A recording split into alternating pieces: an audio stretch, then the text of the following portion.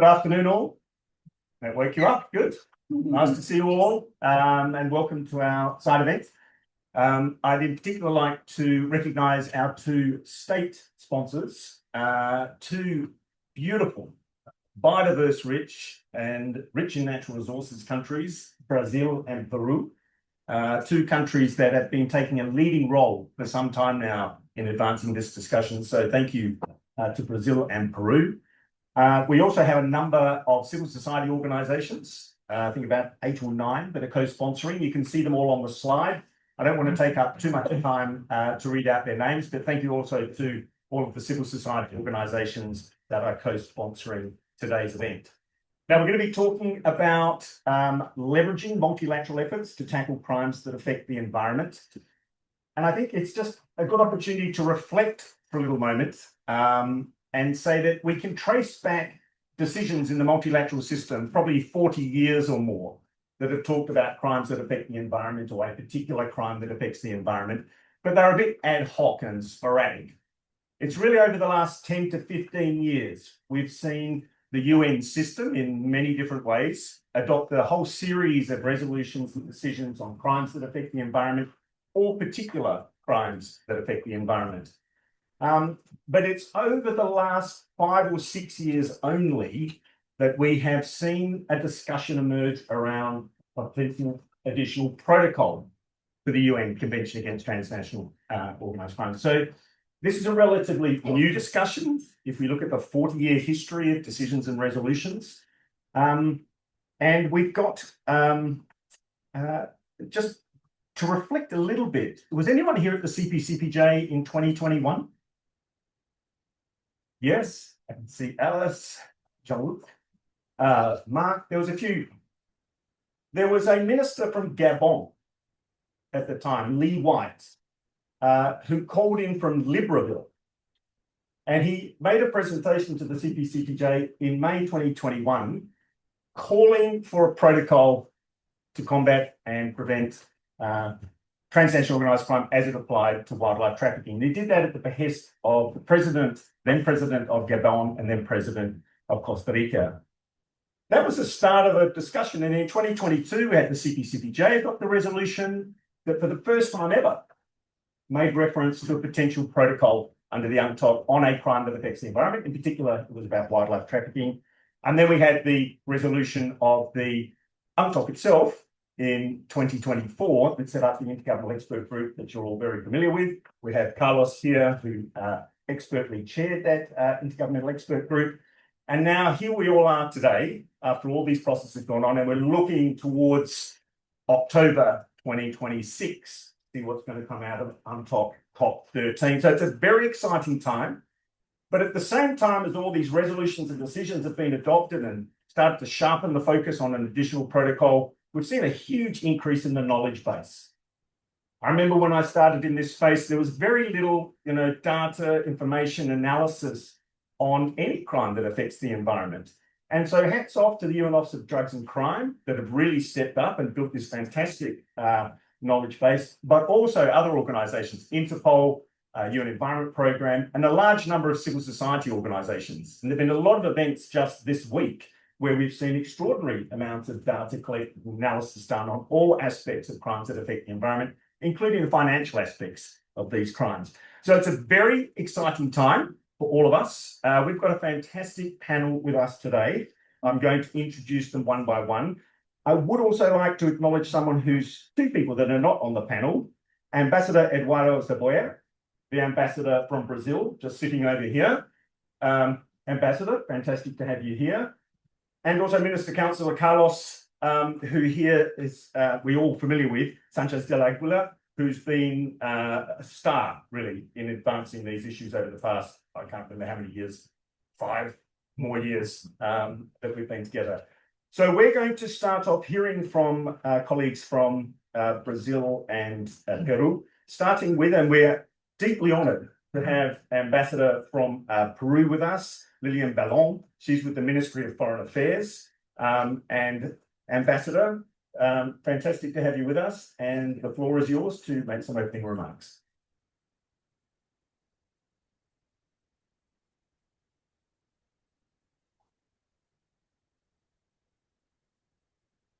Mr. John Scanlon, the Executive President, International Council of Environment Law, Ambassador Marcelo Sousa de la Mina, General Coordinator of the Visits, Ministry of Foreign Affairs of Brazil, Mrs. Tanya Wyatt, UNODC representative.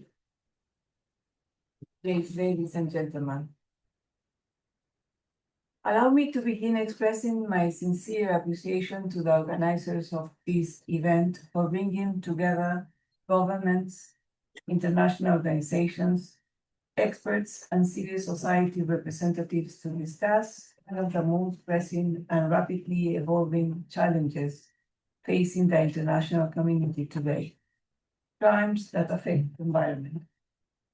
Over the past 2 years, as you have said, these crimes have moved decisively to the forefront of the international crime prevention and criminal justice agenda. This evolution reflects a growing recognition that illegal mining, illegal logging, wildlife trafficking, illegal fishing, and waste trafficking are not longer merely environmental concerns. They have become increasingly sophisticated forms of transnational organized crime that undermine governance, fuel corruption, and illicit financial flows, threaten sustainable development, and weaken the rule of law. In this context, Peru had the honor of chairing the open-ended intergovernmental expert group on crimes that affect the environment, established under the United Nations Convention Against Transnational Organized Crime, bringing together more than 100 member states, international organizations, and experts to assess the application and to identify possible gaps in the international legal framework and consider potential responses. Despite the second meeting being concluded without consensual recommendations, the process produced substantive outcomes and generated the most comprehensive multilateral discussion to date on the relationship between environmental crime and transnational organized crime, and helped clarify both the areas of convergence and the key issues that continue to divide member states. Several important conclusions emerged. First, there was broad agreement that crimes that affect the environment are increasingly transnational, highly profitable, and frequently linked to organized criminal groups, corruption, money laundering, and illicit financial flows. The impacts extend far beyond environmental degradation, affecting governance, security, economic stability, and sustainable development. Second, many delegations highlighted persistent challenges in the international legal framework, including fragmented approaches, divergent criminalization standards, and obstacles to effective international cooperation. These differences continue to create opportunities that criminal networks are able to exploit across jurisdictions. Third, the discussions reveal growing concern regarding existing gaps in the broader international framework. Particular attention was drawn to challenges relating to dual criminality, information sharing, financial investigations, asset recovery, traceability mechanisms, and environmental remediation, as well as the need to strengthen synergies between criminal justice and environmental governance. At the same time, the expert group helped crystallize several of the most sensitive issues that will need to be addressed moving forward. These include the absence of a common understanding regarding the definition and scope of crimes that affect the environment, concerns expressed by some member states regarding the implications of any future normative development for national sovereignty, and differing views on the relationship between multilateral environmental agreements and the UNCTAD framework. While some delegations view existing environmental treaties as the most appropriate framework for addressing these challenges.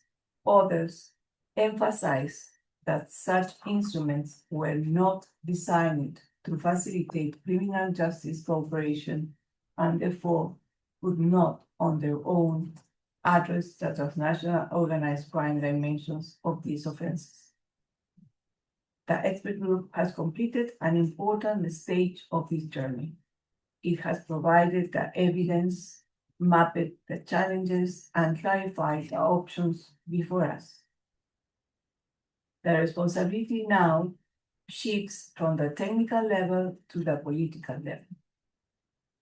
The 13th session of the Conference of the Parties to UNTOC will offer member states an opportunity to determine how ambitious the international response should be.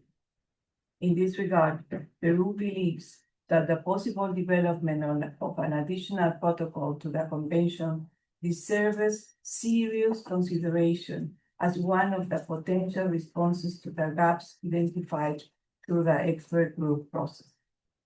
Such a discussion should not be seen as an alternative to strengthening the implementation of existing instruments, including multilateral environmental agreements, but rather as an opportunity to examine whether additional tools are needed to strengthen international cooperation against increasingly sophisticated criminal networks. The international community now faces a choice between preserving the status quo or strengthening its collective capacity to respond. Peru believes that this challenge deserves the same level of political commitment, innovation, and multilateral cooperation that the international community has demonstrated when confronting other major forms of transnational organized crime in the past. The time has come to move from diagnosis to decision. The time has come to match the growing sophistication of criminal networks with an equally ambitious multilateral response. And the time has come to demonstrate that when faced with a threat that transcends borders and undermines our shared future, multilateralism remains not only relevant, but indispensable. Thank you.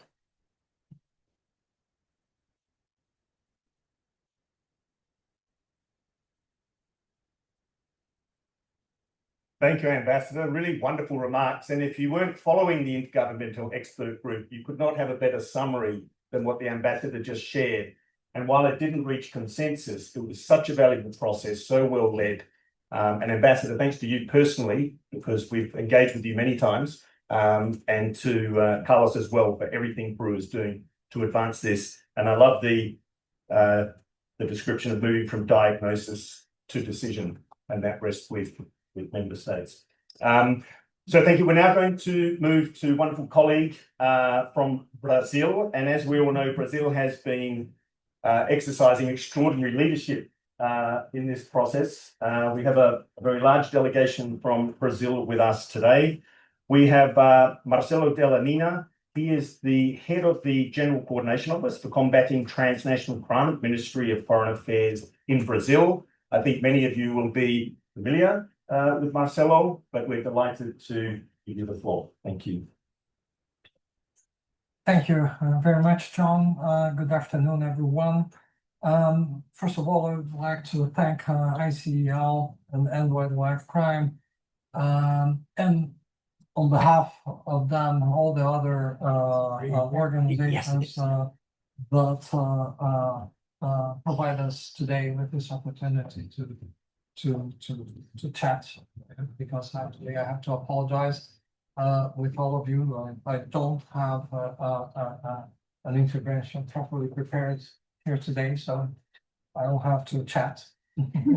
And but I think that perhaps this might be a good occasion to share my perception and my assessment of where we stand at this point in time in terms of the evolution of this process. These are, of course, personal remarks that I can offer here. It's not exactly an official view of Brazil. But I've been this week very busy here in Vienna, holding meetings with several different countries, organizations, secretariat, pretty much everyone. Our friends from Peru have joined us Carlos has been with us on several of these occasions. The first thing that I would like to say is that today is Thursday, right? So the week is almost done. When I got here to Vienna, I was satisfied with the achievements of the coalition that we set up last week, as most of you perhaps are aware of. We started that coalition with 11 countries in Rio in early November last year.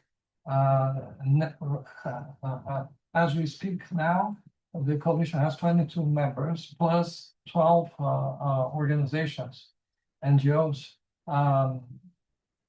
So I think that in terms of the NGOs, all of the most relevant NGOs are part of the coalition, and the coalition has been growing. So I think we had a reason to be happy about the evolution of this process.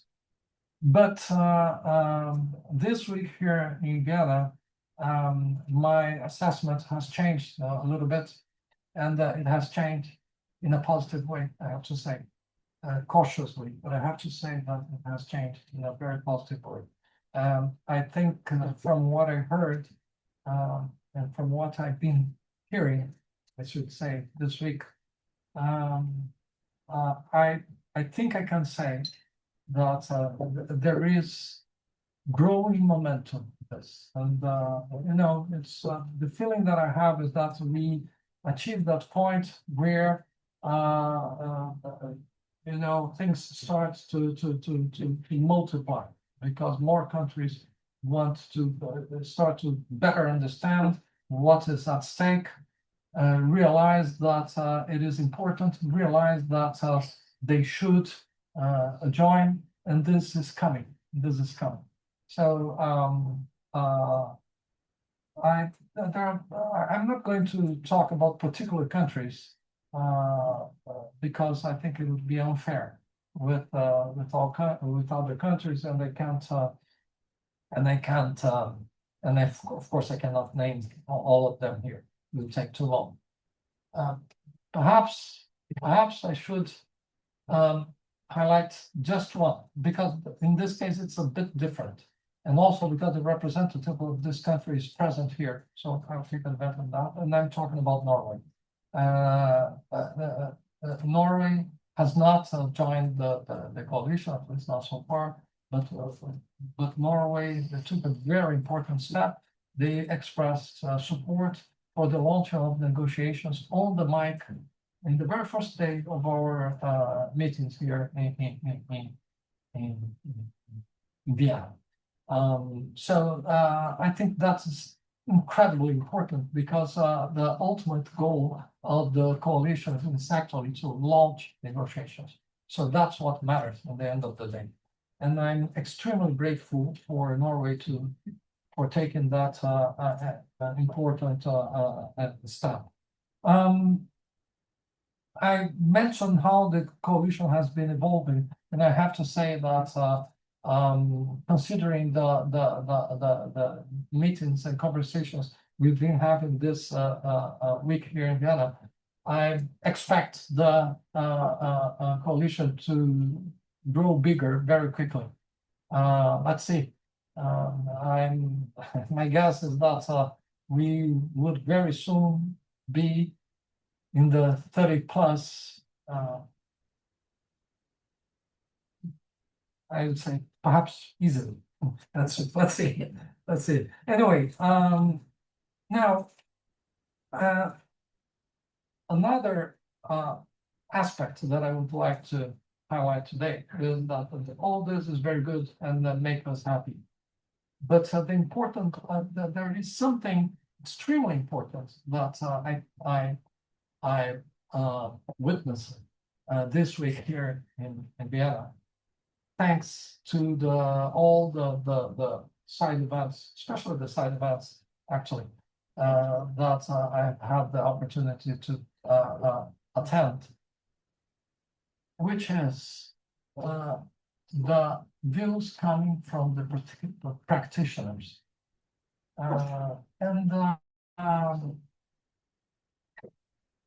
You listening to the practitioners, listening to the people who actually do the job of fighting organized crime, fighting transnational crime, fighting environmental crime, you see that they are all favorable, that they are all asking for a new protocol on environmental crime.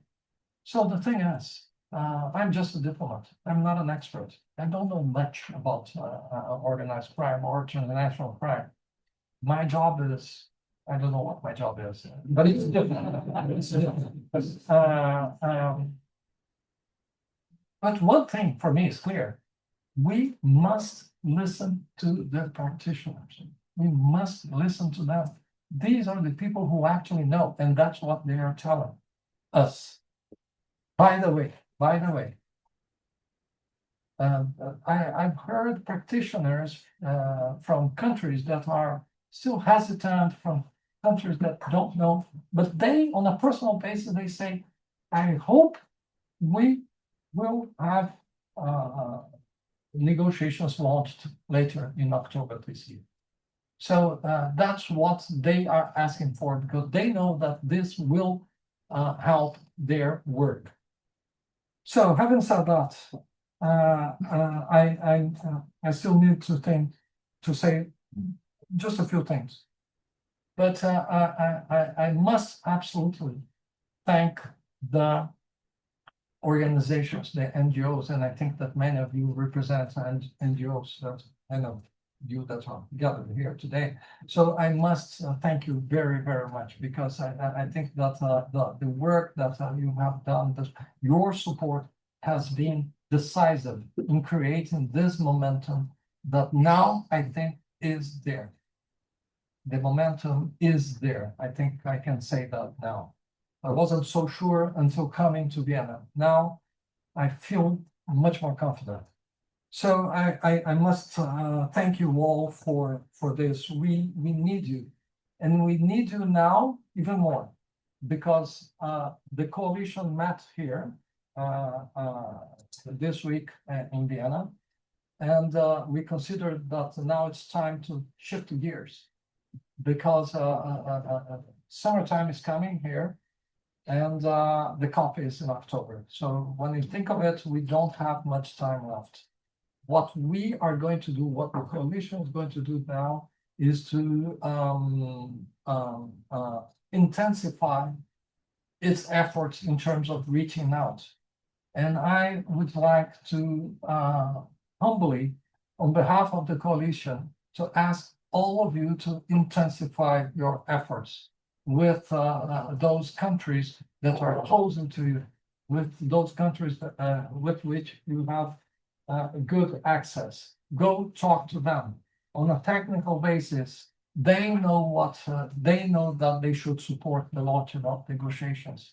So it's a political decision. And sometimes they are blocked with institutional, bureaucratic situations where no one dares to take the lead and make a decision. Push them to make a decision. The time is now. The time is now. And your support, of course, is highly, highly important and appreciated. Yes, one last aspect that I would like to flag to all of you in this effort. So the coalition is going to table a resolution, relatively simple resolution, proposing the launch of negotiation at the next COP. There is one feature of this draft resolution that I would like to highlight to you, which is the scope of the negotiations. The scope. The resolution doesn't say much about the future, how the future protocol should look like, etc. But the resolution does frame the scope of the negotiation, and the scope of the negotiation is clearly defined and limited, and this is extremely important.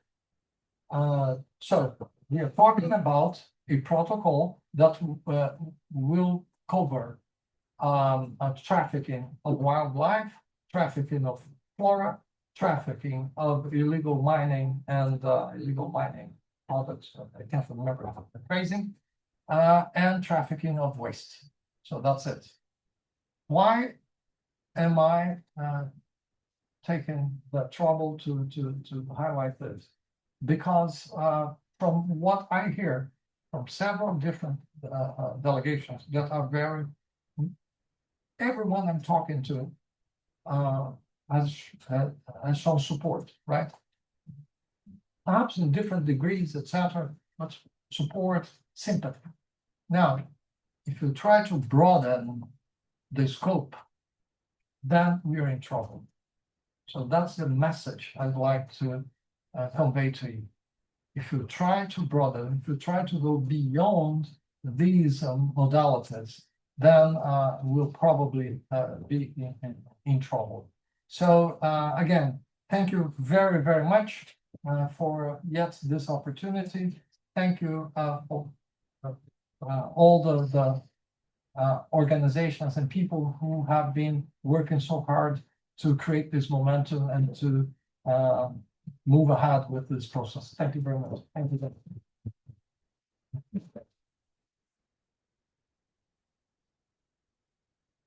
Wow, thank you very much, Marcelo, for sharing those personal reflections. I think that's invaluable for everybody here. And thank you to Brazil and Peru for the manner in which you've engaged civil society. You've been very genuine. You've reached out extensively, both through the IEG and through your own personal endeavors to civil society, and you can count on our ongoing support. So clearly, Marcelo, there's wind in the sails, but the finish line is some distance, and we all need to get behind this effort if we're going to get over the line. But I have to make one observation as well. You know, we have had practitioners in support. We can see that. We saw that through the IEG process. You've seen it. We have the technical knowledge. We have a deep knowledge base. We are now in the stage of diplomacy. It is with states to carry this across the line. And you referred to, you know, what is the story with diplomacy? Honestly, diplomacy is a unique skill set. And I'm an admirer of diplomats. And I think we are in such good hands with you, Brazil, and Peru in carrying this diplomatic effort forward. So looking at you, I know exactly what you're doing. I am an admirer. So let's give a round of applause to the diplomats because we need them. Thank you. Now we're going to move to Ana Montemeo. Ana has several roles. She's the policy advisor with the Global Initiative to End Wildlife Crime. She's also the executive officer of the International Council of Environmental Law, does a remarkable job in both roles. She's also deputy chair of the newly created IUCN Specialist Group on Crimes that Affect the Environment, does a remarkable job there as well. So she'll be wearing all three hats as she speaks with you today. And she's going to give us an overview of some of the recent efforts to increase international cooperation to combat crimes that affect the environment. Ana, over to you. Thanks, John, for that extremely generous introduction. Not sure it's well deserved, but thank you. I appreciate the words. And I just want to say good afternoon to everybody that has joined us here today. We really appreciate your support and especially to your excellencies for sitting on the panel with us and those that are joining us from the sidelines as well. And to the distinguished delegates from the various delegations that are joining us. It's a great pleasure to be addressing you, and I will be keeping my remarks relatively, hopefully short. And I would just like to talk about the breadth of and depth of efforts that have been made over the past few years at regional and international levels on the topic of crimes that affect the environment, and that it has been mentioned already, but we have seen a remarkable increase in attention being given to this topic, which has evolved over the past 5 years in particular, I would say. Taken us from the efforts that were really humbly started by or kickstarted by the Global Initiative to End Wildlife Crime, together with a few key states that have supported us through the whole process. Then, in particular, Peru has really held the helm from the early days. We've also had we've seen the progress or the support from Angola, from Kenya, and Gabon and Malawi. In the very beginning, we started the conversation with wildlife trafficking, and that was sort of the first time that we were bringing in one of the types of crimes affecting the environment into the UN Crime Forum, which is something that was quite novel at the time. But we have also seen in parallel, for example, the UN General Assembly since 2010, or 13, since the establishment of a group of friends on illegal poaching and illicit trafficking in wildlife that was started by Gabon and still is pushed by Gabon and Germany. So we're very grateful for those efforts that are happening in New York. They have adopted since then 26 UN General Assembly resolutions on tackling illicit trafficking in wildlife, and each resolution has maintained and increased at times the ambition from states to tackle wildlife trafficking. But at the same time, the CCPCJ has also been a tremendously important forum at which we've seen quite a few efforts and progress on raising this issue and giving it increased importance. So in 2022, that's where we saw the first real step and decision from states to wanting to address this, especially through a new instrument. And the CCPCJ Resolution 31-1 was the first time that there was ever a UN resolution mentioning a potential new legally binding instrument on tackling any environmental crime, and at that time it was wildlife trafficking. And that was just the sort of first step and opened the door to an intergovernmental process that took place at the time. And we saw the UNODC lead an effort to gather states' views on whether they would see the feasibility and whether there was a desire to address gaps in the international legal framework through a potential new instrument. And from that study back in 2022-2023, there was already quite a lot of interest. However, of course, different states will have had different priorities, and the conversation has since evolved to encompass other crimes that affect the environment. And then at the UNCTAD COP in 2024, we saw the resolution that was advanced by Brazil and Peru and others to open the intergovernmental expert group process. And that was the effort that, especially Carlos being the chair, we really have created a big momentum. And although this number of non-binding resolutions that have been adopted in the past few years demonstrate that crimes that affect the environment is an issue that really garners a lot of interest, the progress on the ground has been limited, and that's where we really hope to see the change. And everything that we do here is with the ultimate goal of seeing crimes affecting the environment on the ground change and be tackled.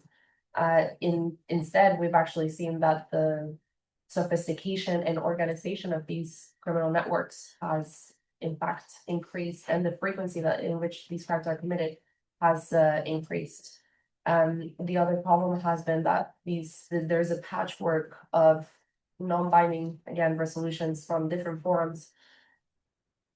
And that has led to there not being any central hub where everybody has a place where they can go and say, this is who we're getting our information from. This is how we're gonna all get together and do concerted and organized action to tackle crimes that affect the environment. So yeah, as civil society, what we see is that we really see a need for a centralized hub where the coordination among states and among civil society, which has been mentioned before, are vital actors in this process, to really get together and have a centralized space for the coordination to occur, which is a gap that persists by not having, again, one body that has the clear mandate.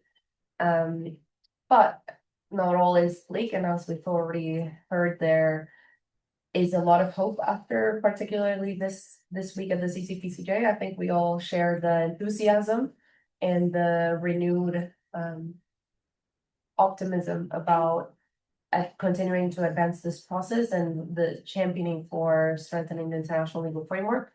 The coalition for multilateral action on crimes that affect the environment has, as Marcelo said, increased to 22 member states and many civil society members. The coalition continues to grow every day. And we have also seen other processes, for example, the G20 Leaders Summit, where the ministers of environment of the members of the G20 adopted a ministerial declaration that was last year in November, where they recognized the urgent need to strengthen national responses to tackle these crimes. And we have a particularly busy agenda on crimes that affect the environment this year. We will continue to see more opportunities presented for translating the progress that we've seen at this level to effective implementation on the ground, and having a real impact on the ground. And in particular, the Crime Congress, we hope states will make a strong commitment to tackle crimes that affect the environment as a priority issue within the UN and embed it within the UN's crime agenda for the coming 5 years. And on top of where we all are cheering for the success of the resolution advanced by Brazil and championed by many other states, and to really see the culmination of all these efforts into a positive outcome. And I'm gonna wrap it up there, and just gonna conclude by saying that as civil society, we will of course continue to lend all the support that we can as coalition to wildlife crime, as International Council of Environmental Law, and I speak on behalf of all of our partners here as well in the room when I say that we will give all of our maximum effort in the next 20 months. I'll leave it right there for now. Thank you.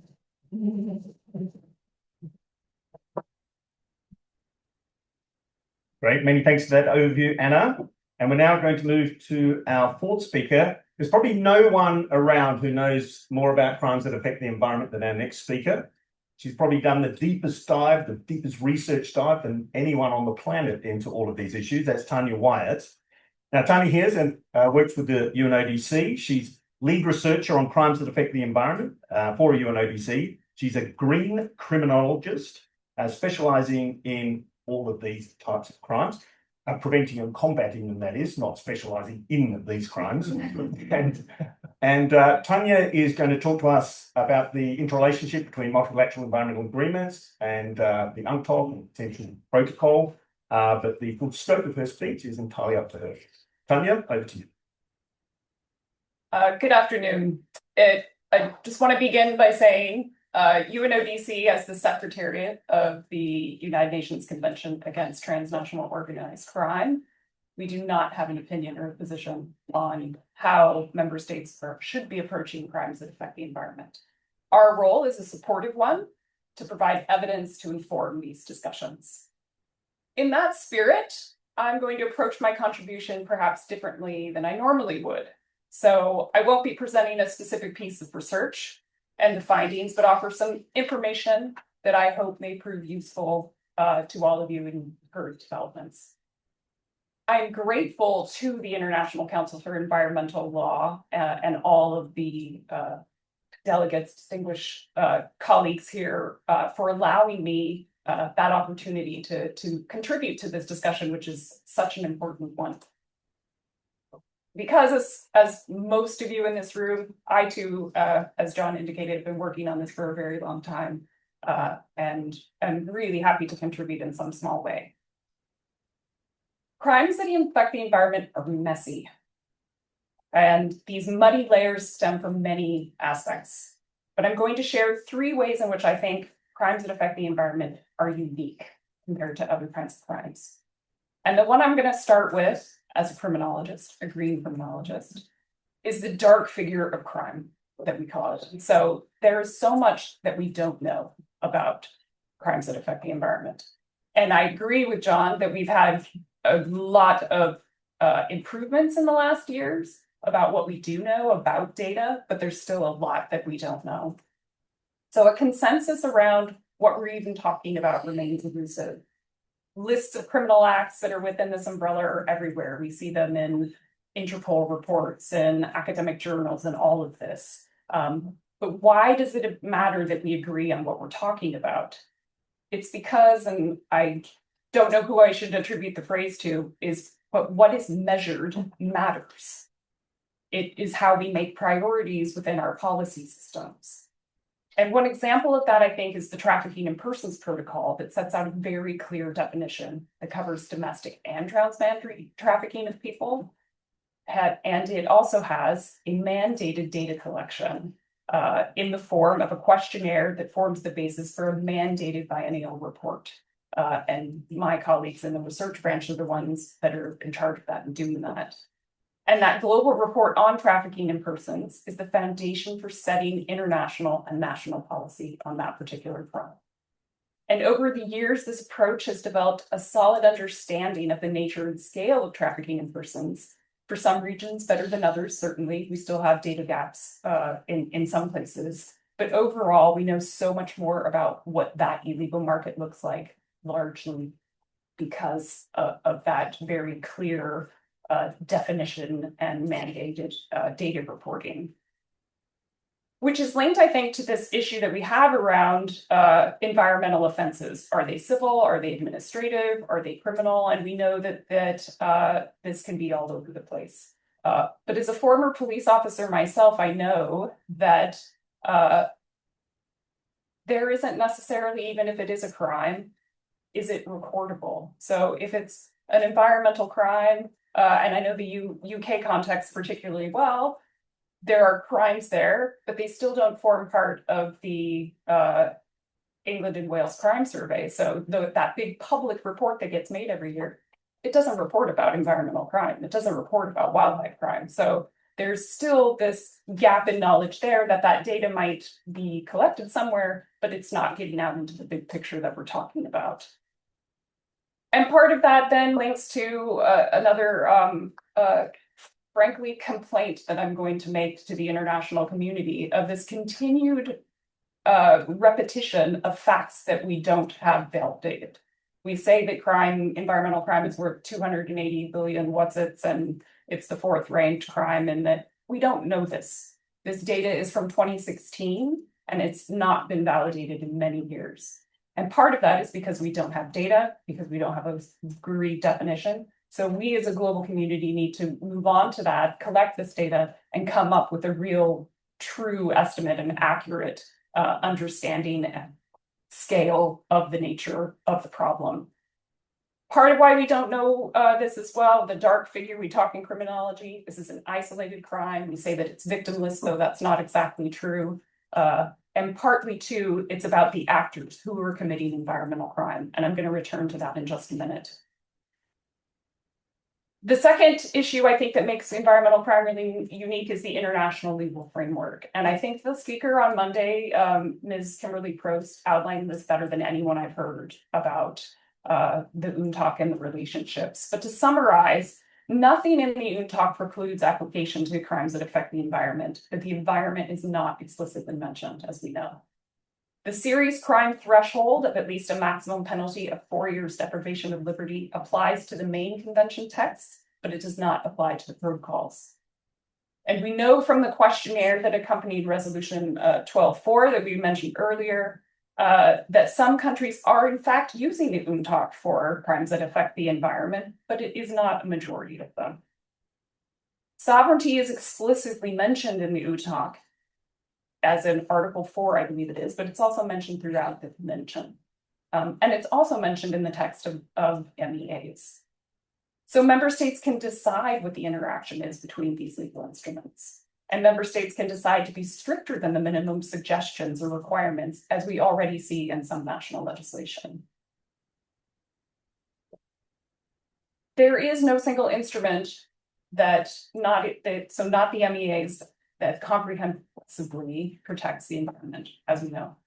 Nothing criminalizes all behaviors that harm the environment, nor defines crimes that infect the environment. And as some speakers that we've heard at the Intergovernmental Expert Group noted, MEAs have not been developed with that in mind. They're primarily an administrative or regulatory perspective. The Basel Convention, of course, is the exception. It does have a specific requirement to criminalize under Article 9. And CITES, the Convention on International Trade in Endangered Species, requires penalization of violations, but these penalties do not have to be criminal. Two key takeaways from the first part of the global analysis that we've conducted here. So the landscape of criminalization, where we detail at least one violation of national environmental law constitutes a criminal offense or not. The most criminalized environmental offenses are those waste and those wildlife from the conventions. And the analysis of the international legal framework by Rika, who's here in the room, and her team confirmed some of this, that the legal protection of the environment is a really complicated patchwork of international and regional agreements. And the landscape detailed these provisions are ratified and transposed to varying degrees into national, often environmental legislative frameworks, consisting globally, and I'm not exaggerating, thousands of laws. Most countries have numerous laws. Each country has dozens that relate to crimes that affect the environment. So just as internationally, there's not a single piece of legislation, most countries don't have a consolidated piece of legislation either. There's exceptions, but for the most part. So I would suggest this is also unlike any other crime type of just the scale of it. And my final point around the third uniqueness is around actors. The conversation at UNTAC rightly revolves around organized crime, of course, but who are the most frequent environmental offenders? I think our data very clearly shows it is corporations or legal persons. Perpetration of crimes that affect the environment are frequently committed by or in collaboration with these entities. This raises further complexity around criminalization of acts against the natural environment, because in many legal systems, legal persons are treated differently than natural persons or individuals. So looking at crime statistics may still not give us a full picture of violations of environmental protection laws, as arrests and prison sentences aren't covering corporate crime, which returns us to why the dark figure can be so high for this particular offense. Sanctions for legal persons tend to be financial penalties, restrictions of operations, exclusions from public procurements, or confiscation of property or criminal proceeds. MEAs may touch on civil and administrative liability, but they don't address criminal liability. And here's where we have the UNTAC, which specifically lays out around liability of legal persons and gives the opportunity for it to be civil, administrative, or criminal. So the recognition of the importance of corporate violations in relation to crimes that affect the environment, there's some good example that we can draw on from the Environmental Crime Directive, which very clearly lays out what that might look like going forward. I will end rather quickly with some suggestions on each of those points. So in terms of definition, apologies to those of you who have heard me repeat this over and over for the last 3 years. But there is the opportunity to look at what already exists in the International Classification of Crime for statistical purposes. This is an agreed upon UN document that was negotiated and approved by member states through the Statistical Division in New York. We are mandated as UNODC to collect this data every 2 years, and Section 10 is called Acts Against the Natural Environment. And it lays out each different aspects, and there's the opportunity to go into more detail that can be discussed and decided by member states. But it covers acts that cause environmental pollution or degradation, acts involving the moving or dumping of waste, trade or possession of protected wild fauna and flora, and acts that result in the depletion or degradation of natural resources. So it covers all of the mining, the wildlife, all of it, really. It's actually rather comprehensive. And the complex and unharmonized regulation created landscape where criminal and economic interests can take advantage of differences and gaps in legislation and its enforcement, as we found. And here's where we can look to waste and wildlife conventions, where we have a centralized piece of legislation. We know then that the member states who are a party to those have acted on that and have high levels of criminalization that give them a much broader toolkit. And my last point is that what about corporations? And we've made the suggestion in some of our global analyses is that national organized crime legislation could consider how corporations can be integrated into this approach. Could corporate crime actually be considered as an organized crime and utilize organized crime legislation to actually tackle it?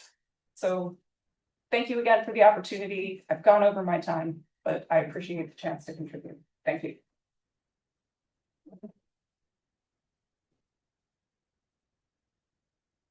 Great, thanks, Tanya. A lot of food for thought there. And as you say, there are still gaps in data, in the knowledge base, but we are light years ahead of where we were 10 years ago. And I'd like to thank you and your team and everyone at UNODC, because you're providing a platform of data, of knowledge that enables the diplomats to take this to the next stage. So thanks again to you and everybody here at UN Office of Drugs and Crime. Our final speaker, Ian Tennant. Delighted to have Ian with us. Ian is the Director of Multilateral Engagement with GTOC, the Global Initiative Against Transnational Organised Crime. He served with the UK mission here. Prior to that role, he's also chair of the Alliance of NGOs. And just on GTOC, it's an amazing organisation. All of the NGOs here are working on crimes that affect the environment one way or another. One crime or a suite of crimes. But it's GTOC that looks right across the board at all transnational organised crimes, not just those that we're discussing today. And that gives you valuable insights. So we've asked Ian if he could give us some of his reflections on lessons learned from the recent negotiations of the Cybercrime Convention. Over to you, Ian. Well, thank you very much, John. Thank you to International Council of Environmental Law and Wildlife Crime Result through all the sponsors. It's an honor to be here, and a pleasure to be discussing these issues. And probably as one of the few members of civil society that was very closely involved in both of these processes, the Cybercrime Convention and the moves towards a new protocol on crimes that affect the environment. Although when I was envisaging doing this talk, I didn't imagine I'd be sitting directly between the Brazilian diplomat leading the efforts and the Brazilian chair of the ad hoc committee on cybercrime. So I better get this right, otherwise one of them's going to be annoyed with me. But anyway, the main lessons learned for me overall, I am pleased to report, are positive for the momentum towards a new protocol. When you look at the distinctions and the comparisons between the two processes, I think we have very good reasons for hope. And just to summarize very quickly what I will go through now, I think even in the cybercrime process, which I think was much more complicated, much more political, and a new legal instruments, consensus was found. I didn't expect it to be found at many points, but it was found. But at the same time, it came with some costs. I'll talk a bit. So I think the decision for member states as to what approach to take for the launching of negotiations and then for the negotiations themselves. The second point I want to make is that multi-stakeholder, civil society mainly, participation was integral to the ad hoc committee process. And I can share a secret with you, even though multi-stakeholders were allowed to participate in a quite an open modalities, the sky did not fall in. The world carried on turning, even though civil society was in the same room as member states. And it actually, in my view, improved the outcome. Even though many in civil society were extremely actually opposed to the process, they were very critical of the process. But having them in the room and having them able to share their perspectives in a constructive way added value to the outcome. And I would agree with what Tanya just said as well, is that I think a blind spot that we currently have in this process, and one that is, I think, causing trouble still in the UN Cybercrime Convention process, is how to bring in private sector properly. Because the private sector in the Cybercrime Convention was very well engaged in the negotiations, but now is, in terms of large, big technology companies, opposed and kind of leading efforts to oppose its ratification in certain countries. So bringing them in early in this process is important. And just to say, just to make a few comparisons and then sum up, because I know we're kind of out of time. The idea for a cybercrime convention, which of course Brazil was involved in from the beginning, along with other BRICS countries, was vociferously and aggressively opposed before it even started by many countries, including the country that I represented at the time is the UK. So I'm speaking from experience. So imagine my surprise 10 years later when I see the UK being one of the first countries to sign the convention. And the point I want to make here is that there may be countries opposed now or hesitant, that once the process is launched, they will engage in the negotiations and they will start to take ownership and they will start to see it as something that they can shape and that they will sign up to as one of the first countries.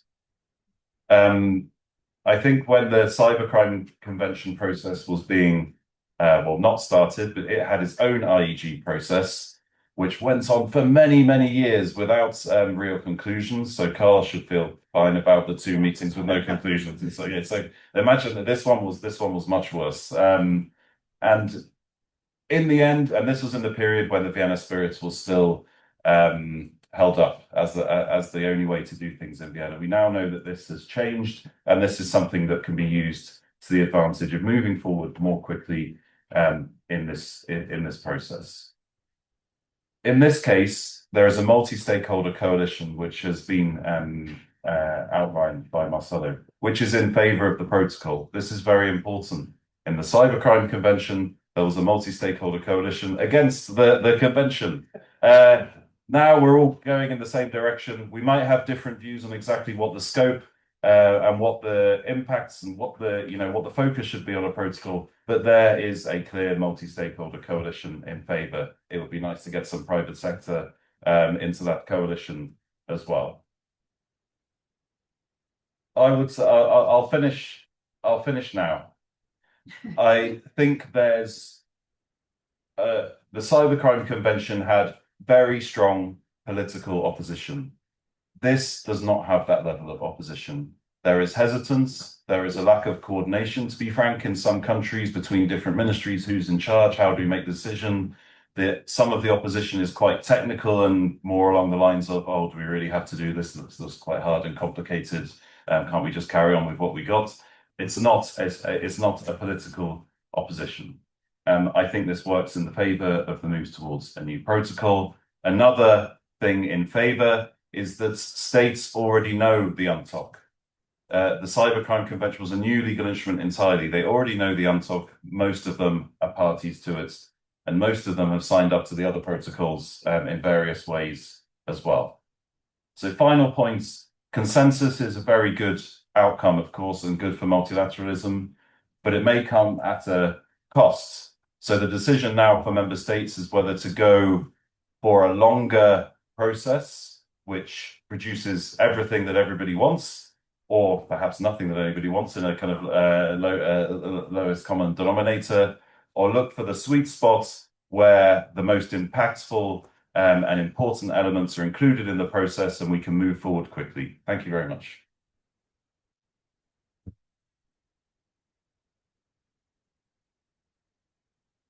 Fabulous, thanks, Ian. And those reflections on those different processes is really valuable, I think, and it gives one a sense of confidence as to where this process is at the moment, especially vis-a-vis where you were with cybercrime just a few years back.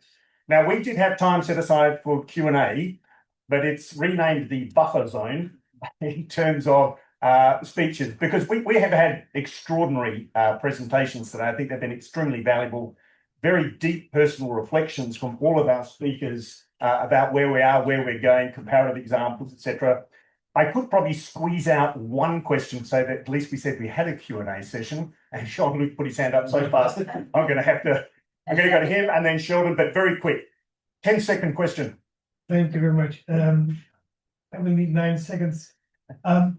The configuration of the discussion here was really, really good. I think, the merging of the practitioners, related to the diplomacy, Basta, I really like the way you put it forward. But there's something that's not very striking here. We see that the impetus that really the force comes out of Latin America and the Amazon as such. And that makes me to wonder if there are not other parts in the world where we could merge that ownership, which we have been hearing from others as well, and have regional frames together. That could be in Southeast Asia, that could be in Central Africa, that could be in the Mediterranean. And so for Syracuse Institute, for which I'm sitting here today, we're really trying to move forward on the Mediterranean framework. And if there are any partners who would like to join us within that framework, we are looking forward to work with you together.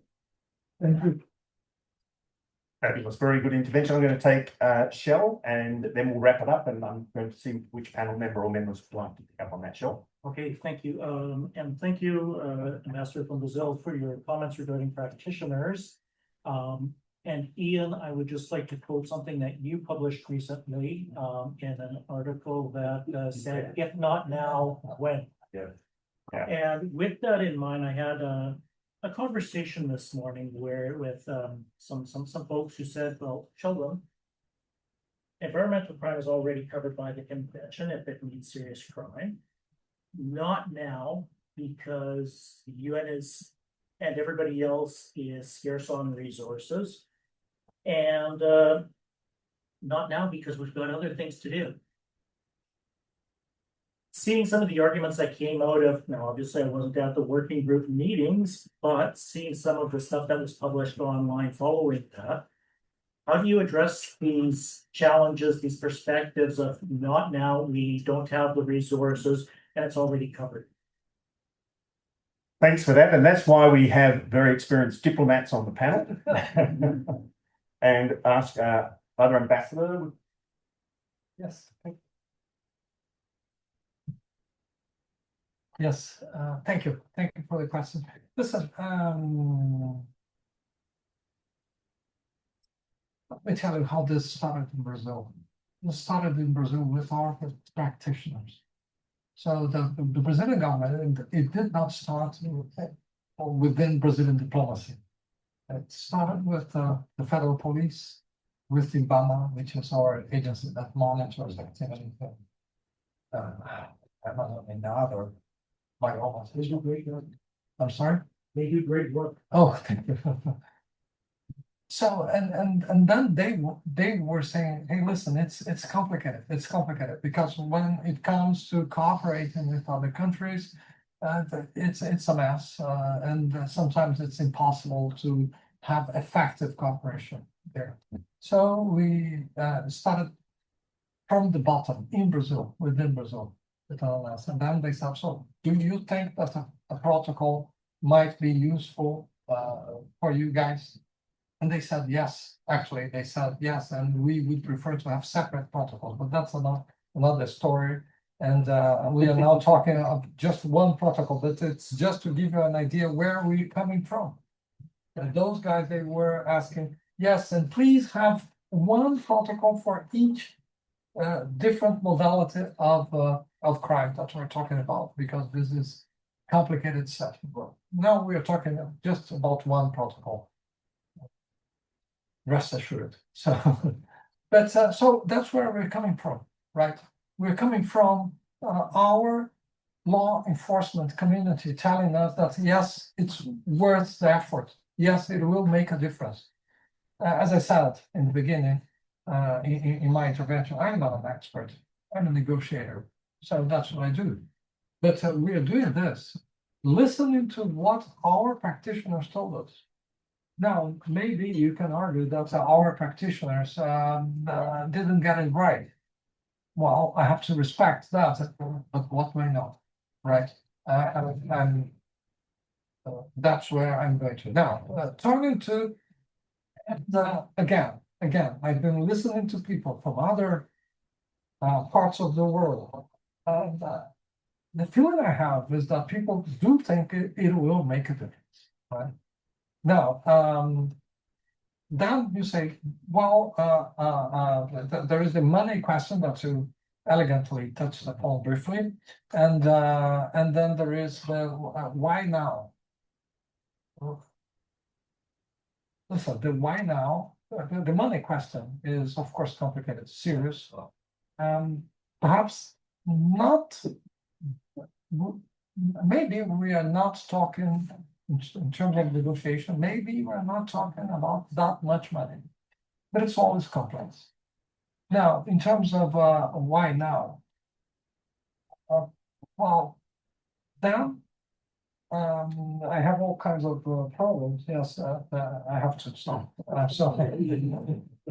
Because the seriousness of the situation in the terrain that we face, for example, in my country, is such that I can hardly understand why people would be considering that now is not the right time. Forgive me for putting this way, but that's the situation we have there. And